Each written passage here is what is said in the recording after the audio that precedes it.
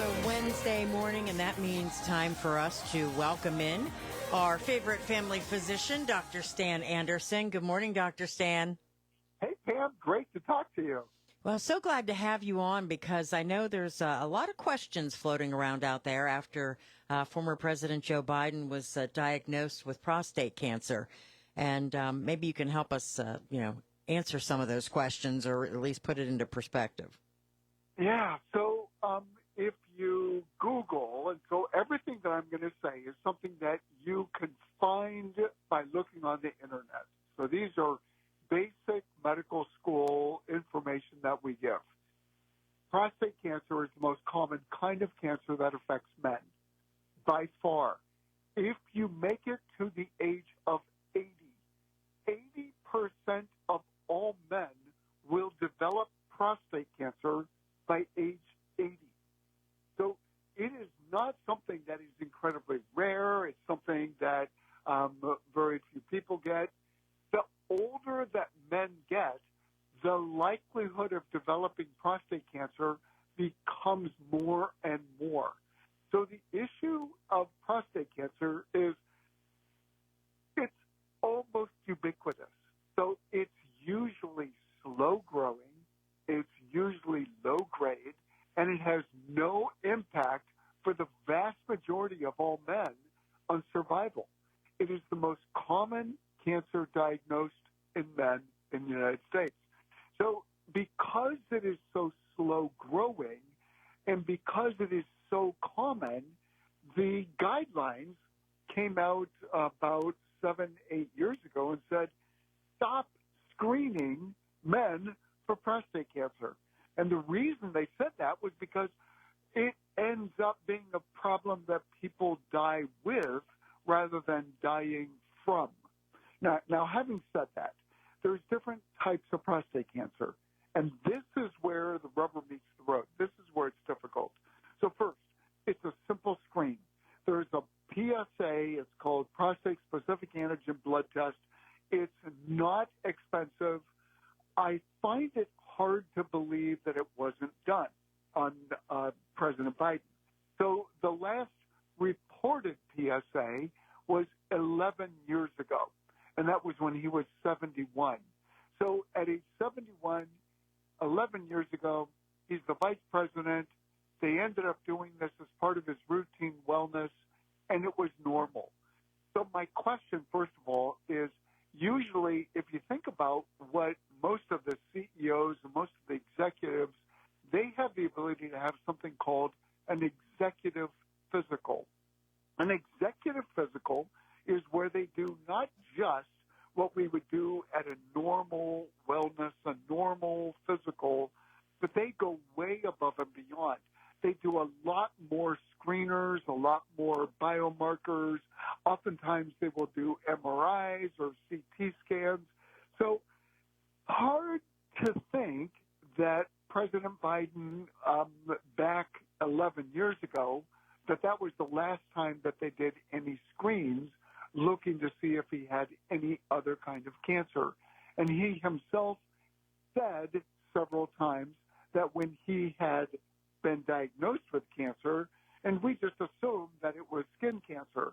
So there's a large conspiracy theory that's going around that says that he probably had been diagnosed with prostate cancer, but maybe they were simply keeping that from the public domain. Don't know. So if you Google that, you're going to see a lot of conspiracy theories. What do we know medically? Medically, what we know is that prostate cancer is very slow. For him to be suddenly being told that he has stage 4, that this is a Gleason's 9, which is one of the most aggressive forms, it is possibly the likelihood of him living more than 2.5 years is about 50-50. It is more likely than not that they're going to throw the book at him. They're going to go with chemo. They're going to go with anti-testosterone. They're probably not going to do surgery. And the reason they're not going to do surgery is because it has already spread far from the prostate. So they're going to do chemo, there'll be radiation, they'll be do the anti-testosterone. They'll probably talk about doing maybe even radiation that they end up doing, that he would wear some radiation. There's these seeds that we can put in that are radioactive seeds in order to try to destroy the prostate. So which of those are they going to do? It's going to be up to him and his oncologist to decide what choices to do. But they're probably going to hit him pretty hard with a pretty aggressive treatment. Didn't they talk about hormone therapy at some point? Yeah. So hormone therapy basically is anti-testosterone.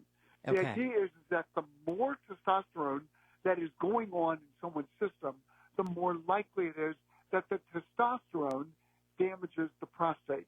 So making the testosterone go to zero is the goal in somebody with like President Biden that ends up having what's called a hormone-sensitive cancer. So for him, they're going to make his testosterone go to zero, and that's what's going to help him also. Yeah, that's one of the treatments. Sorry that I missed that. No, that's okay. I just remember them saying that, and I guess for the regular Joe, let's put it that way, they say don't screen anymore after the age of 70. So if that was the case, that's what he did apparently. But as you were saying, some people are saying, well, he was the vice president and should have been doing it because of that. Well, part of it is this. The guidelines said don't do it. There was such a backlash that around 2020, they changed and said, oh, go ahead and do it, and anybody that is a higher risk. So the guidelines changed. It's kind of interesting. Public backlash really went out. And I will tell you, this week, every male that I have seen wants to have their PSA tested. Well, that's a good thing, right? It is a good thing, but if you're already in your 80s and we do it, the likelihood of having cancer is higher. And that's the big thing. The type of cancer that President Biden has is an aggressive form. And prostate cancer, for the most part, is not hyperaggressive. It is very slow. We say it takes 25 years to kill most men. So his cancer is a rare form. It's going to kill him quicker, but that's not the standard of the way in which most prostate cancer goes. The older we get, the more likely we're going to get it. In one study, by the time we're 80% of us. By the time we're 90, 95% of us will have prostate cancer. So it's not an issue of will I ever get this, but when will I get it? And the big thing is it's not something that kills most people. He is an outlier. He is not the standard. So most men that are really worried about prostate cancer, the time to be doing the screening is in your late 40s, 50s, and 60s. After the age of 70, it may not make any difference. If you're 70 and develop prostate cancer, it'll kill you by the time you're 95. The vast majority of us are going to die well before we're 95. And having to go through the chemo and the anti-testosterone to live your final years with zero testosterone oftentimes is just not the life most men want to live. Yeah, and that's a very good point. And the fact that folks have a doctor like you to go to is a good idea, and they can ask those questions, right? Well, it's important to just get full answers, really understand. Some people just want to know, and that's fine. But part of it is just if you talk it over with your trusted healthcare provider to get the answers. All right, sir. Well, we appreciate that. That's a lot of good information. I know so many questions have been out there over the last couple of days, but we will, I guess you have a wonderful Memorial Day holiday weekend, and we'll chat next Wednesday. Hey, I look forward to it. Thanks, Pam. Canton's Morning News with Pam Cook.